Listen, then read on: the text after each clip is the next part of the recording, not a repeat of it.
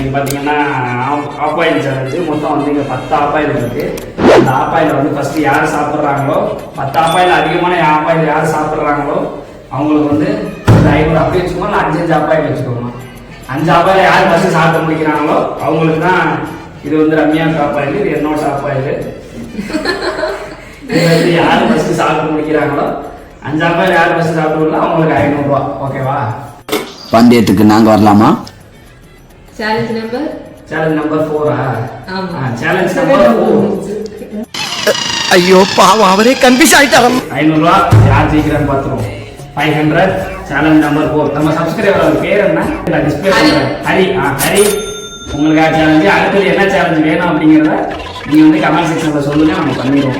இன்னொரு பிரியாணி சேலஞ்ச் பண்ணியிருக்காரு, அதை அடுத்த வீடியோ பண்ணுவோம். ஓகேவா? ஓகே. கேமராமேன் நீங்கள் தான். கேமராமேன் எப்பயுமே ரம்யாவுக்கு தான் சப்போர்ட்டு.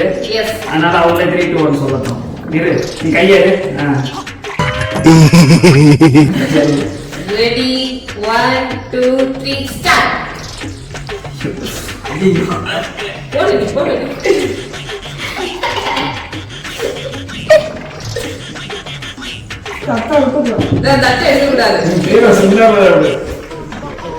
அண்ணா அண்ணா அண்ணா அண்ணா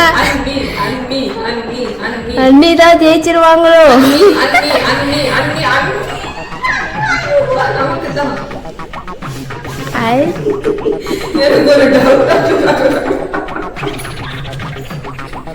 ஏண்ணா அண்ணா சீட் பண்றாங்க.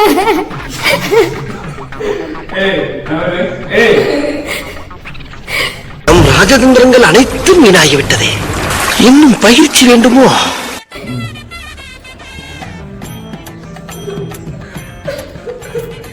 என்ன பாவம் பண்ணுச்சோ அந்த அப்பா எப்படி நான் சாப்பிடக்கூடாது அப்படி நான் சாப்பிடுறேன்.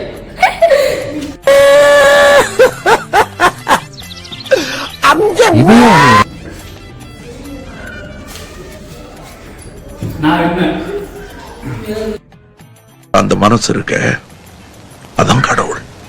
இது வரைக்கும் இந்த நம்ம சேலஞ்சு போட்டு இப்பதான் ஃபர்ஸ்ட் டைம் ஜெயிச்சிருக்கேன். வேற ஞாபகப்படுத்திட்டீங்க. நெஞ்சமெல்லாம் பொண்ணு அறக்கு தம்பி, மறக்க முடியல. சொல்லுங்க. சரி, அடுத்து என்ன சேலஞ்ச் பண்ணலாம் அப்படின்ற கமெண்ட் சொல்லுங்க. இந்த வீடியோ